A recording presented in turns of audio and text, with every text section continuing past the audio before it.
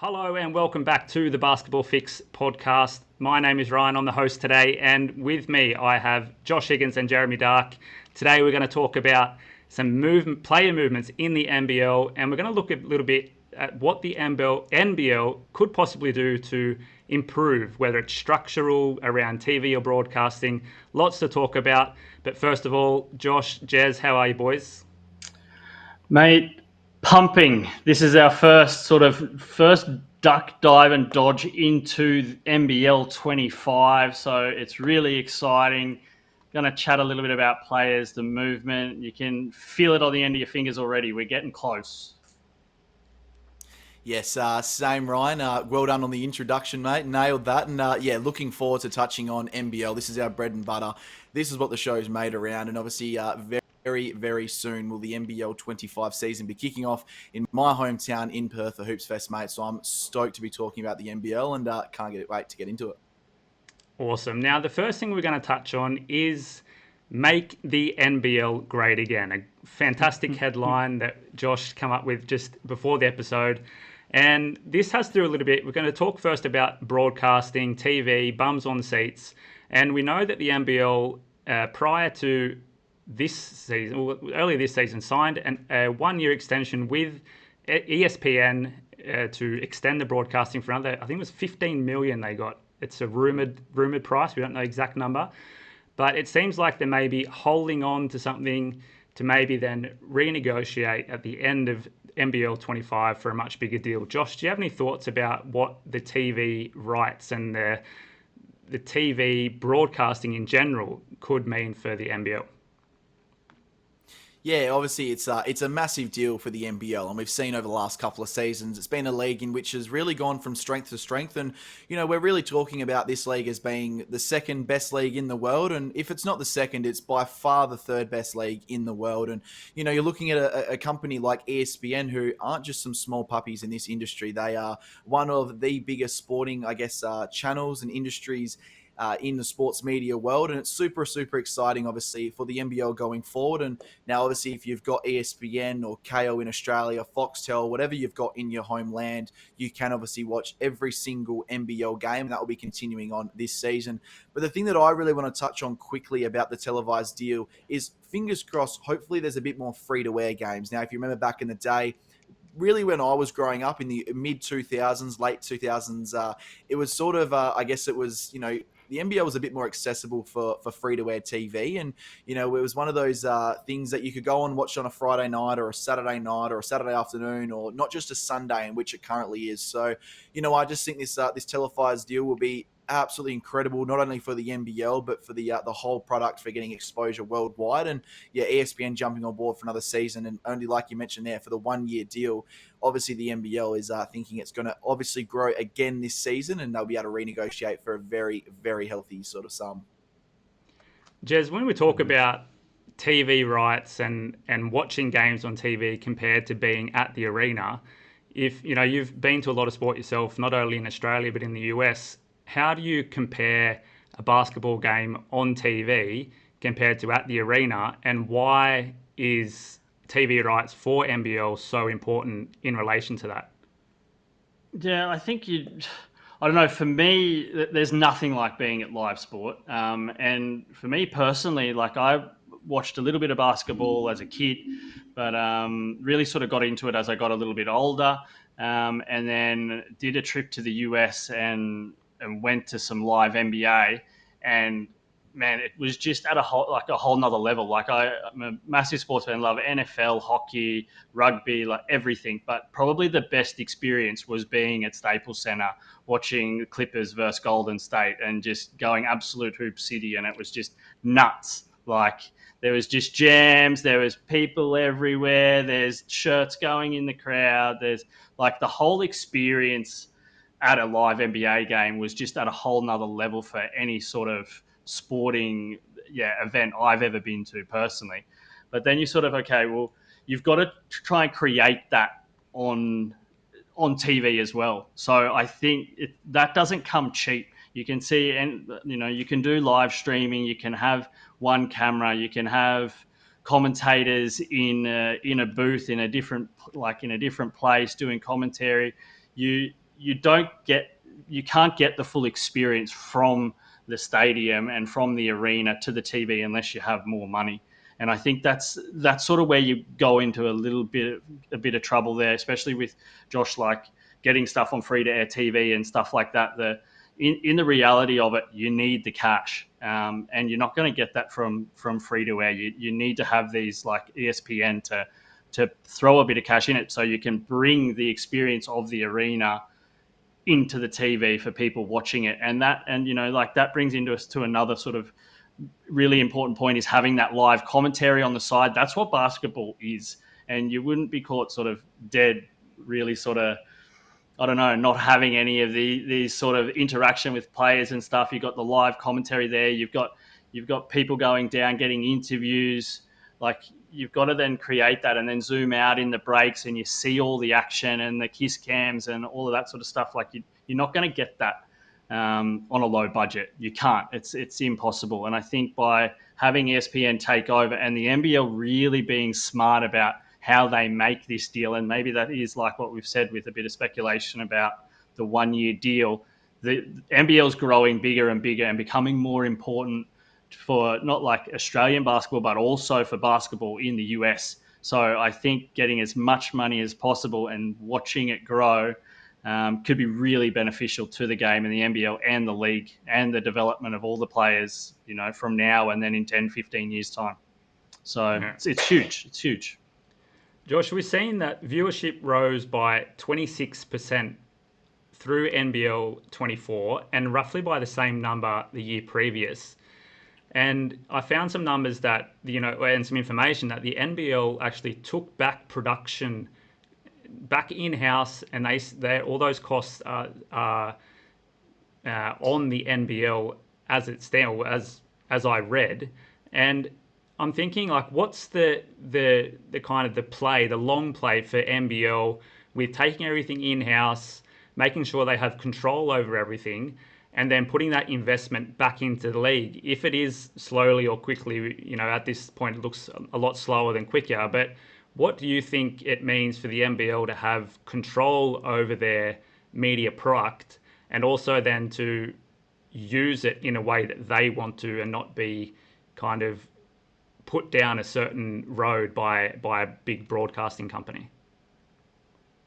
Yeah, I think obviously the bigger your business is and the bigger name you have, the more control you do want over your product. And that's obviously what the NBL are going through. And you talked about the viewership numbers, which were increased over the last couple of seasons. And I think that's realistically drew back to, we could probably go back to LaMelo Ball as the first NBL Next Star and that first core group of Next Stars who came through with RJ Hampton. And that really brought a lot of eyes from America. And I think we've realistically seen the league grow as the Next Star program's grown. And we've obviously seen LaMelo go pick 3. And now in obviously 2024's NBA draft, we saw Alexander Sarr go pick number 2. So, it's a really interesting one because I just think, like I mentioned, the more ownership they do have, the more comfortable they're going to feel. And I think it just sort of, I guess, as something gets bigger, the more control you want over it, and you have a bit more of a control freak personality, and you just want everything to be smooth and sort of functional as well, because obviously the bigger this league is going to get, the viewership numbers are only going to increase. I just want to quickly touch on a quick point that Jeremy sort of brought up there as well, and that was the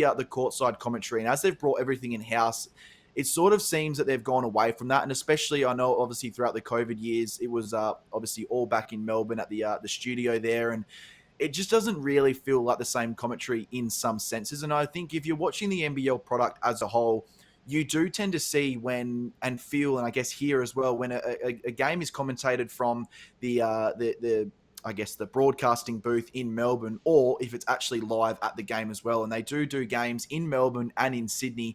And I just think if you can do it there, you can do it anywhere. Back in the day, the late, great Corey Homicide Williams, who was a notorious hater of the Perth Wildcats and would constantly talk about them. The streak's over every year. Obviously, the streak did end a couple of seasons ago. But, that rivalry and that, I guess, passion that he had for, I guess, the Perth Wildcats failing really spewed over to the court when he was doing his NBL commentary. And there was a couple of famous moments there with Bryce Cotton hitting some notoriously big three-pointers to send the Perth Wildcats into another win, into another playoff series and all that sort of stuff as well. And I think it just really creates that fun engagement, which when we're talking and going back, like Jeremy's mentioned a bit earlier, the overall product and feeling like you're in the arena, hearing things and seeing that sort of spark that comes from interaction between a player and a commentator, I think only elevates the overall product. And we saw it last season with Derek Rucker, not Darius Rucker, a very famous country singer, but Derek Rucker in the NBL. He sort of had a few comments about Parker Jackson Cartwright, and Parker had a massive game against the Sydney Kings in that elimination final and absolutely gave it to Derek Rucker after the game. This is my house, know who I am, all this sort of stuff as well. It just makes the overall product really, really engaging. And I'm loving where the NBL's going. I still think they've got a lot of improvement to go in the next couple of seasons, and that's why we're touching on this sort of stuff. But yeah, they're really starting to create a really, really strong overall product. And I guess the last thing there is that they need to invest a little bit more in the amateur media. So if anybody's listening, send us some money so we can keep doing this. I think 100%. I think that, and that's just to touch on that quickly. That's a big thing. I think personally, it's obviously we can joke about it and say, give us our spotlight and give us our limelight, but I think the NBL has really, included only itself in the media world so far. And as soon as they open up and allow a few other voices to really chime in on their platforms, and it's only going to do wonders for the league. It's only going to grow it. We see the NBA. There's 1,001 different shows every single day about the NBA. So, if you want your product to get bigger, NBL, I'd be sponsoring the Basketball Fix podcast straight away. Exactly. Now, when we move away from the broadcasting, the TV, the media side of things, and look at kind of the foundations of the league and what structural changes could possibly be made, whether it's in the near future or well into the future, we have about 15 million things to speak about here. But one of the first things that's kind of top of mind and something that's very popular, not only in the NBA, but in pretty much any professional league right now, is an All-Star game. Josh, give us your thoughts a little bit about an NBL All-Star weekend. Yeah, it just makes sense, doesn't it? You obviously, it's a bit of fun for the players. They get somewhat of a rest week. We know All-Star games aren't what they used to be. It's a bit of more of a run around and a bit of fun, I guess. And, I just think it's really good for the overall product. You create this fan engagement where they get to sit there and pick their All-Star team. And, we see it in the NBA. There's always some controversial picks. Zaza Pachulia or Pacheep Shot back in the day. I think he made the NBA All-Star or nearly made it because of the amount of votes that he received from his home country. So it's always up for, a bit of speculation. We saw Kai Soto win the fan MVP, which is just... it's never going to happen. Bryce Cotton or one of those top tier players is always going to win the MVP, but just because of the Filipino background that he's got and the support that he has, it's just going to really open that overall fan engagement, which is really important, especially for a league growing. And I want to hear some of your thoughts, Ryan, because I know you're pretty passionate on this whole overall topic as a whole. Yeah, well, I think probably the main reason that the NBL hasn't had it for a number of years is just because the quality of the league in general hasn't allowed it, whether it's on the court or organizational wise, probably more to do with an organizational standpoint. If you just compare to, the Magic round of the NRL or the Gather round of the AFL or the NHL or NBA All-Star weekends, it's a lot of organization, a lot of money to just get it off the ground. And I don't think the NBL has been in a place to be able to provide that for their teams or for the fans and do it at the quality they probably would want to. And I see when, taking a step back and looking at all of these different things we're speaking about today, I think the NBL has a very disciplined, action on a range of different, not problems, but issues within the league. They're taking things extremely slowly. They've been up and down for a number of years as a professional sport in the country. And I don't think they're willing to go out on a limb again and get kind of struck down. So I think an NBL All-Star game or weekend will be on the horizon. Whether it arrives sooner rather than later, I'm not really sure. Jez, do you have any thoughts on this? No, I'm just more interested in the fun side of an All-Star weekend and what your guys' opinions would be. Whoa. Oh, missed the buttons there. Yeah. Always pushing the wrong buttons, Ryan. Hey. but just like, how would we do it? Like, if you think how you obviously want to have some of the best things is obviously the skills competitions and stuff like that. Like, I think no matter what sport you watch, that can be some of the funnest part of the weekend. But how do you split up the game? Do you go imports versus Australians? Do you go Perth Wildcats versus everybody else, West versus East, or how do you split it up? What would be the most exciting, or what maybe would cause the most fan engagement and be the best for the fans? Because that's what it's really about. Like, the All-Star game is obviously not about the accolades of getting picked on the All-Star team anymore. It's about the fans and getting the fans involved and getting them engaged and getting them excited, bringing new fans. What would be the best way, do you guys think? I don't know, start with Josh. Yeah, could you do the old the NBA? The East versus West Coast, maybe a little bit something Yeah, like yeah. that, or it's just something that's sort of a bit of an idea that you'd throw around. But I think the imports versus the Aussies would be really cool. But the only thing with that is, it's only going to be very one-sided. I don't think there'll be a lot of support for the imports. You're going to have guys who are going to support, let's just say a Bryce Cotton, for example, Perth Wildcats fans. If there's no Perth Wildcat in the local Australian team, then they're probably going to gravitate towards the import team because of their superstar player. But I like the idea of the East and West. I think maybe you could, maybe throw the Queenslanders into the West Coast in a way. I know it's not West Coast at all. It's probably the furthest away from it. But, you could have the Sydney teams, the Melbourne teams, and Tasmania take on Adelaide, the two Queenslander teams, and the Perth Wildcats. I don't know if that's a bit of an idea around it. And you're touching on the skill sort of challenge as well, which is super, super fun. I think you adopt the same sort of the same thing that the NBA do. You maybe pick a team that's in the home state who has a team by themselves, and then you do like a bigs versus a smalls, or if there's any brothers in the league, you do a brothers team, or there's a lot of options that you can do. And I think the NBL just has got to not be so scared by it and just give it a go, because we've seen that they've finally adapted to the preseason sort of tournament, but it's obviously in round one in the Hoops Fest, which is like the Magic round, the Gather round in the NRL and the AFL. And that's really, really exciting. But back to the All-Star game, Brian, have you got some thoughts on that as well, how you would distinguish the teams? I think, yeah, exactly kind of what you said. You package geographically probably the Sydney, Melbourne, Tassie teams, and then the rest. And maybe you probably want to think about it long term as well. So you're always having, you've seen in the NBA, the most fun or the most kind of competition has always been East versus West. Even when they had the two captains picking it from the lineup, it wasn't really the same fan engagement. So definitely East versus West, if you could put that in quotation marks.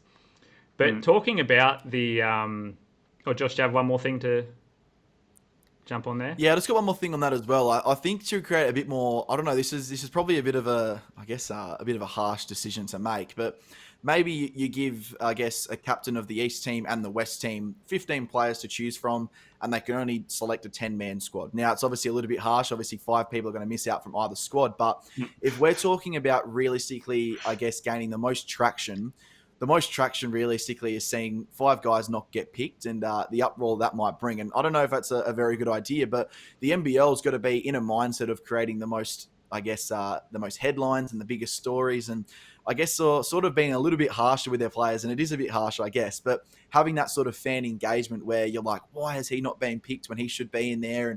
And you can play to it a little bit as well. Say if Bryce Cotton's a captain, he won't pick any Adelaide 36ers players because of the past history, or no Sydney Kings players or whatever. That just creates a little bit more of a story as well, and a bit more of buzz around that as well. Sounds good, guys. I'm interested to hear a structural kind of thing we've experienced the last few seasons is teams going to the US to play in the US preseason games. And it's right in the start of the NBL season, and we've spoken about it multiple times that teams come back, they go through a pretty tough period of readjusting time-wise and player-wise. Is this something the NBL needs to continue, or should they stop it immediately? I'll throw to you, Jez. Yeah, like I think we've touched on this a little bit when we were going through some of the reviews of NBL 24. Like the disruption that it caused, like both teams that went last year went on some pretty bad runs when they got home. They were definitely on the negative when it comes to their win percentages in the next 10 games from when they come home. And it's an unnecessary disruption, and it's all, like it's unfair.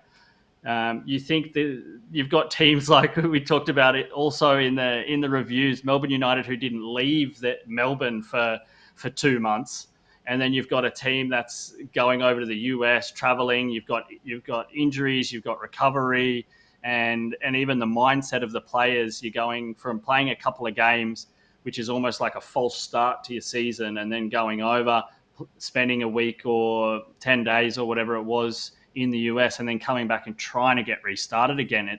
It's just an unnecessary disruption. And like, it is obviously great for the game, and it shows how the NBL is to the US and puts us on the map over there and gets a little bit more commotion and chatter. But is it worth it? Is it worth it for these teams that are putting in money? You even think like teams like Cairns that are over there that are on a low budget and then are doing that. It obviously can maybe help them get a bit more cash, but it's not going to help them win championships. So I don't know. I don't feel that it's worth it, and it probably needs to be looked at. Josh, do you have any ideas about how they should fix it, or your point of view, man? Yeah, I've just got a quick question for you around it, and I'm just playing a little bit of devil's advocate right now. And obviously, when we talk about these sort of games, they are beneficial to the NBL because it's the platform and the showcase that they get to put on. But what do you think, or is there any other way of, I guess, sorting out the timing for this? Because it's such an awkward period between the NBL season just starting and then the preseason, I guess, starting to come to a start, obviously, in the NBL. So is there any way you can fix the timing up, or is this just a decision that the NBL should just scrap going forward and be at is? Well, Yeah. the simple answer is just the NBA will need to change all of its schedule to accommodate the NBL.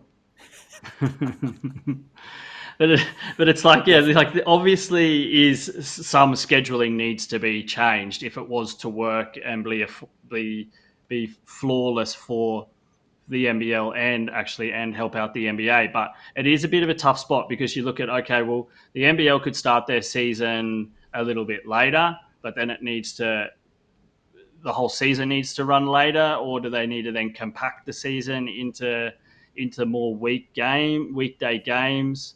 You're really mucking around with something that's probably bigger than just the general pub ammo chat about why this isn't working or not working. Scheduling is massive. It's not just about one league. You're talking about, you already see the problems with the tennis playing in at John Cain, and you're talking about all the different arenas and different places where clubs play. So I think you've really got to, I don't know, I think you've got to scrap it. Otherwise, it's got to happen just much earlier, and the NBA teams might have to accommodate with their preseason or and play a couple of little earlier preseason games, perhaps. But yeah, I don't see there any real logical solution at the moment. Josh, final thoughts on just one the last preseason before we go to the next idea. Yeah, just one little quick thought. Maybe the way that we could do it is, obviously the NBL Next Star program is absolutely dominating the NBA draft. Maybe we do in the rookie showcase or the rookie games, we do an NBL Next Star team versus the rest. Maybe that's the way that we get that exposure for the NBL because there's a lot of NBL talented people over there in the league at the moment, and obviously another 5 were picked up this season as well. Just on Next Stars, Josh, we have a point here that we wanted to discuss, and I think it's an important one around Next Stars. Where do you think that concept is heading for the NBL? I think it's a great concept, and just the opportunity it affords an NBL team to save that money, have an extra roster spot. There's a lot of I can't think of the word. Allowances is probably the worst English word I could think of to have an X-Star on your team. But why is this so important for the NBL moving forward in the basketball landscape of the global kind of basketball landscape? Yeah, as I touched on earlier, it's the thing that's really, I guess, propelled the NBL to the position that it is right now. I think it was one of the things that gained, I guess, the most traction when the NBL was really starting to restart. This was a league that had a lot more teams than what it does right now, but this program has really made a lot of money for the NBL, and we've seen the Tasmanian Jack Jumpers come in. But my thoughts around the NBL Next Star program is this. Now, I think going forward, the top teams and the teams with the most amount of money and the teams who have the best chance, I guess, of having deep runs and playoff success in the NBL, I think personally should be the ones that first get access to the Next Stars, because I hate seeing teams, Adelaide 36ers, for example, who are outside of the playoffs constantly, are in dysfunctional situations and don't really have, I guess, the tools and the equipment to, I guess, develop these kids. Because at the end of the day, we want these kids to be flying out of the NBL into the NBA and be really, really high draft picks. And sometimes playing for a bottom ladder Adelaide 36ers team is not really going to help your draft stocks, your development, and sometimes it's even weirder when they're not even getting minutes for these squads as well. So I think you look at teams like Perth, who have obviously had success in the recent season with Alexander Sarr. I think what obviously Cairns are doing, whilst they're not a top team, Adam Ford is just a great development coach. I think Melbourne United should be getting one, Sydney Kings should be getting one, and the Tasmanian Jack Jumpers, just to name a few, obviously off the top of my head. So I think that's the best, obviously, way that the league should be going with the Next Star program, because, like we mentioned, we want the best talented Next Stars playing on the best teams, getting the most exposure, and obviously running into the NBA with a head load of steam.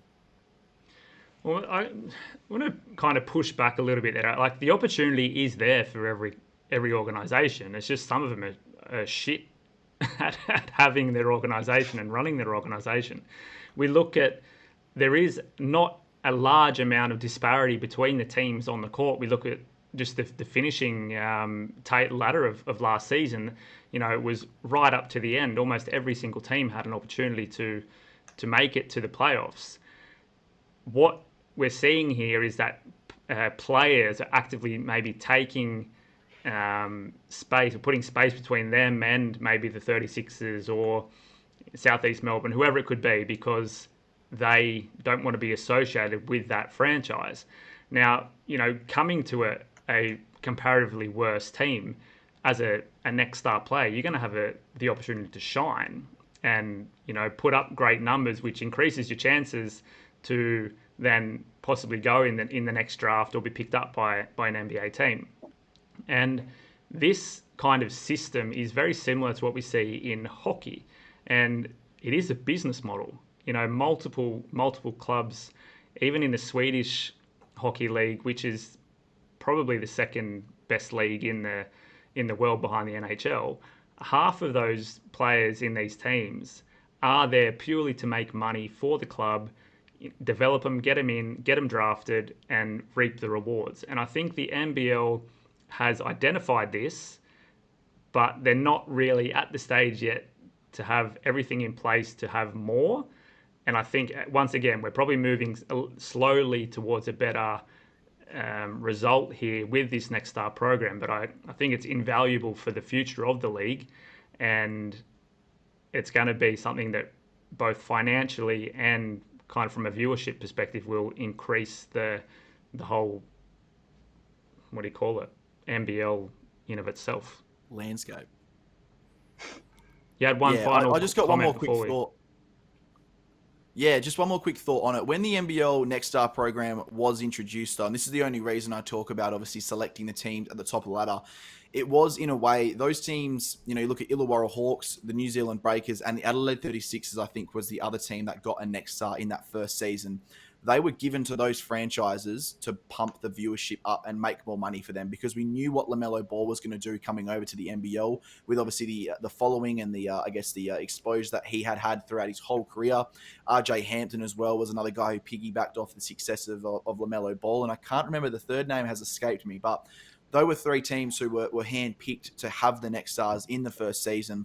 And that's where I talk about, obviously, I think there might be still somewhat of that going on. And obviously there's some teams who have done better than others. But I just think that those teams at the top of the ladder should have the right of way first, just to give those kids the more exposure going into the draft. And obviously for that one season that they do have, because we want these kids to have fun and succeed in the NBL. If they come away winning an NBL championship and are pumping up the NBL even more, it's only going to want to bring more kids over to the NBL to really finish that product as well in the Next Stars. Perfect. Okay, before we move on to our player movement segment, I got a kind of 1, 2, 3, one question. You choose either 1, 2, or 3 as the answer. What the NBL should be doing to expand in the next phase. So the first answer is either expand the number of teams. The second is increase the amount of games and have it played on weeknights, so throughout the week, or increase the games by increasing the length of the season. Now, Jeremy is your name. 1, 2, or 3 for the NBL? What was the first one? Expansion of teams. I'm going to say expansion of teams. I think it's like besides it being obviously a tough task to create another team, it's going to then, I guess, ultimately create more games, and you're going to get a follow-on effect of, almost the rest of the other choices. By bringing in teams, you expand, you can create, in New South Wales, you have Sydney and you have Illawarra, but the state is extremely big. Queensland, you're sort of splitting everything up, but I think there is a very big following in Queensland and people playing basketball. So I think you could definitely increase the viewership by creating more teams. But yeah, that's a real tough one because everything sort of just snowballs after that as well. All right. And Josh, 1, 2, or 3? Yeah, I'm going with 2. I think you can't really go too early on expanding the teams. We saw the NBL back in the day expand really, really fast, and I think that was ultimately one of the reasons why I guess it really lost a lot of money and pretty much faltered towards the end of, I think it was the early 2000s and the start of the 2010s as well. So yeah, I'm going to go with more games to expand it out. Okay, now let's look at player movement over the off-season for NBL teams. We're going to go through and pick our top 3 player movements between the teams, and everyone's going to get their go at saying which player they are most impressed with or which movement they like the best. We're going to start off with our third best, work our way up to the cream of the crop. Now, Josh, give us your third best player movement of this pre-season so far, off-season. Yeah, I've tried to go a little bit outside of the box with these to, create a little bit more excitement around a couple of these younger guys that are transferring clubs. And I've decided to go with Kyron Galloway, now former Adelaide 36er and New Zealand breaker back in the day. He's making his way up to the 40 factory is the way I'm going to call it. I guess Adam Ford is a guy who has really shown over the last couple of seasons that he is a developmental coach. We saw what he's done with Keanu Pinder, Bull Qual, just to name a couple of those guys who have really come into his program and really succeeded. A really, really strong 4 or 5 potentially who can stretch the floor out and shoot the 3-point shot at a very good percentage. And we've seen the pedigree as well in his family with obviously his brother Jalen heading over to the NBA for the Milwaukee Bucks as well. So yeah, he's the third ranked player movement for me so far, and I'm looking forward to seeing what he can do in NBL 25 for the Taipans. Okay, I'm going to go next. I'm thinking Mitch McCarron is a great pickup for the New Zealand Breakers.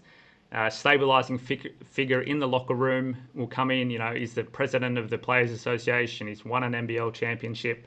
And he could be really important with the new coach coming into the franchise, just to be that stabilising figure. The coach is only 36 years old, has never held a head coaching job before. So to have that kind of veteran presence in the locker room for the team that was just on the outer last season and have a bit of a player turnover, I think it's going to be quite good for them, for the Breakers. Jez, what about you, mate? All right, I have Kelly Luapepe. He's who signed for the Kings, a massive unit, really hard name to pronounce.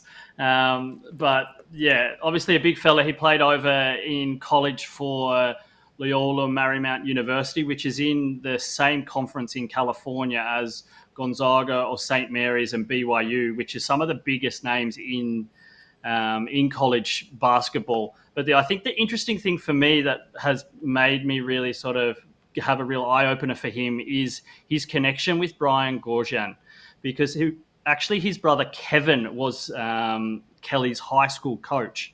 So it's sort of a bit of inside info. Obviously, a lot has transgressed is the word I'm looking for since playing in high school and then moving over and playing college basketball. But I think that link is really, really interesting. Obviously, Kevin would have been following his progress a lot, and there could be a little bit of insider info there of the development of this. I think he's like 198 centimeters, bicep curls probably more than I weigh. He's an absolute unit, and he's going to be a really, really big presence for the Sydney Kings, who maybe do need a little bit of that size and muscle inside this season in NBL 25. All right. Now we're going to go to the second best movement, and I'll kick things off here. I'm going Bull Call. I don't know if I pronounced that right. It's a very tough name, but he has moved from the Cairns Taipans to the Sydney Kings. The Kings have signed quite a few new faces to their lineup for this coming season, but this guy is, he's pretty good. He's at the Olympics at the moment with South Sudan, has put up some good numbers in their pre-tournament games. The 2022 NBL Rookie of the Year, and he's excelled up in Cairns under that, as kind of Josh put it, the Fort Factory, was it the name? And 40 Factory, yep. 40 Factory. Good on-ball defenders, played big minutes and contributed well. So I think he'll need to find his role. As we said, the player turnover, the new guys coming, he'll have to find his role in the team, but could be a really, really good pickup for the Kings here. Josh, what do you got for number 2? Yeah, I just want to quickly say I love your pick there, Ryan. But I've gone with Derek Walton Jr. Now, he's a guy who, if you don't already know, he's a guy who played for the Sydney Kings a couple of seasons ago and was their grand final MVP as well. I believe it was the second championship in a row that they'd have. I think he only played in the second year though as well. He would come in and replace Jalen Adams, had a lot of pressure on his shoulders, but he goes over to the Southeast Melbourne Phoenix now. Obviously, if you've followed the NBL for some time now, you know that the Phoenix have been in the league for, I believe it's 4 seasons now, and have still not eclipsed the playoff just yet. Now, I think this is a guy who's going to come in and realistically, be the leader of this team. They've got some solid players around him. You've got to look at a guy like Nathan Sobey in particular, who's going to be, I think, one of the best 1-2 punchers in the NBL as well. Now, obviously, they've just lost Mitch Creek, which we will touch on in more detail over the coming weeks. But I think he's a guy who could be, somewhat of a piece to the puzzle to figure out how to make their first NBL playoffs. And Jez, you're looking down on the south coast of New South Wales for your second pick. Yes. Trey Kell the third, I think it's believed. You can't have an NBA podcast without having someone that is third gen. Definitely, Trey Kell's obviously proved himself, played for Southeast Melbourne, and then most recently played for Adelaide 36ers. Now, I think definitely what turned the 36ers season around last year from being one of the real sort of slow starters of NBL 24 to fighting there all of a sudden for a playoff spot in those final games of the season was the way that they started to use Trey Kell and also Dejan Vizelijevic, which I also can't pronounce. But Kell averaged 17.1 points per game, which was second in the 36ers team. He averaged 3.6 assists, which was first for the 36ers, and 5.3 rebounds, which was third. So you see the overall game that you do get from him, and maybe that is something that Illawarra were definitely lacking. Now, the concern is obviously that he has changed teams every year, the past 2 years that he's been in there. This is his third team in 3 years. But it might be just the coaching of Tatum that he needs, and that can actually settle him down and maybe stay there for a couple of years and get even more out of him as we've seen him improve over the last couple of seasons. So could be really, really, big year for him. And considering he was the only player last year to pull off a triple-double, ironically, against the Illawarra Hawks last season, I think the potential for him to be MVP of the league, if Illawarra can continue to improve like they did, is pretty high. We're going to have to get together a little edit of us all butchering, or not all of us, just Jez and I butchering names of these NBL players. Have a 30-minute long episode of just us two butchering names. Yeah, we could probably do a little learn the language with the song and the little ball that bounces across the screen so we know how to pronounce things properly. If any of these guys that we are talking about are listening, feel free to get in contact with us and let us know how we should be saying your name. and we'll be Get in happy contact for with Ryan and Jeremy, boys. I know how to say all your names. Dejan Vasiljevic or Wall, just so you guys know. And some very, very super coach relevant players we've been speaking about here. And I just want to put a quick promo out. Coming into the season, you will be able to hear some super coach news on the Basketball Fix. And it's a little half promo there to keep your eye out for super coach. Basketball Fix super coach heading into NBL 25. Yeah, Josh, you might be able to say the names, but I don't know if you could compete with our super coach skills, buddy. I didn't want to flex on you boys, but I did finish Here we go. 113th last year out of 28,000 people. So we'll leave that one there, boys. I'm looking forward to getting into the Supercoach. Let's hear our top picks for the player movements over this off-season. Jez, I'm going to shoot to you straight off the bat. Who is your number one player movement? Beautiful segue talking about Supercoach Ryan. And now I'm going to tell you my best picks are two super coaches.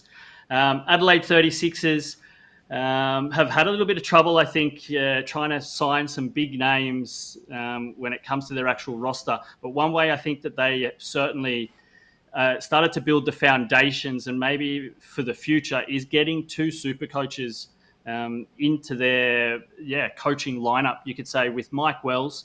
Now, Mike Wells, assistant coach, was the assistant coach of the Charlotte Hornets last season. He's had also stints with the Utah Jazz, Washington Wizards, both LA teams, I believe, the Rockets. He's been everywhere.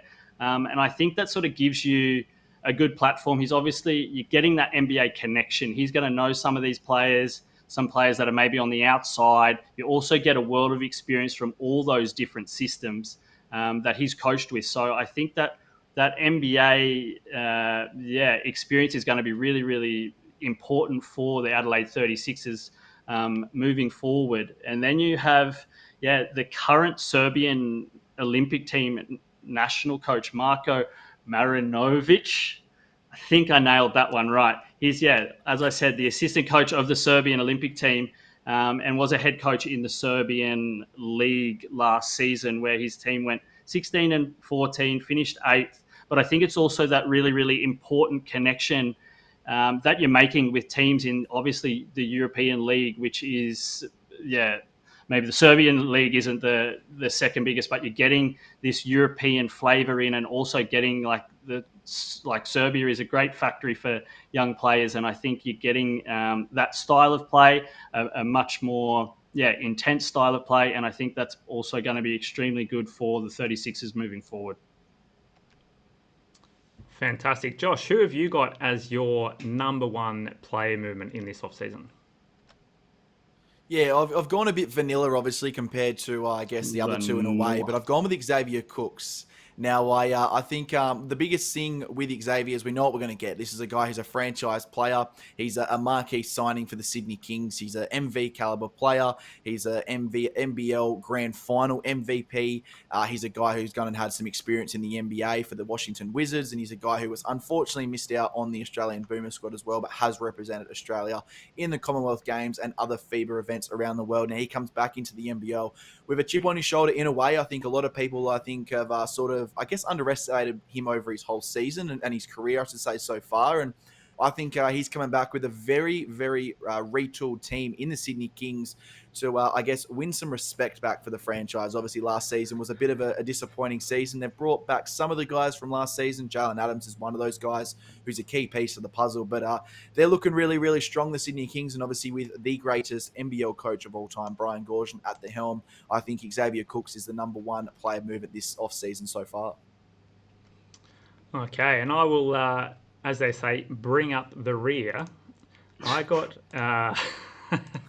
Jordan Hunter. Southeast Melbourne have made a couple of great signings, but Jordan Hunter, local big man, all the upside, and is probably going to lock down that number one centre role finally for his career. And in recent seasons, he's been competing with minute for minutes on the court with other big men. And now he has the chance to come to this team, put his mark on the team, and develop more as a player and a person.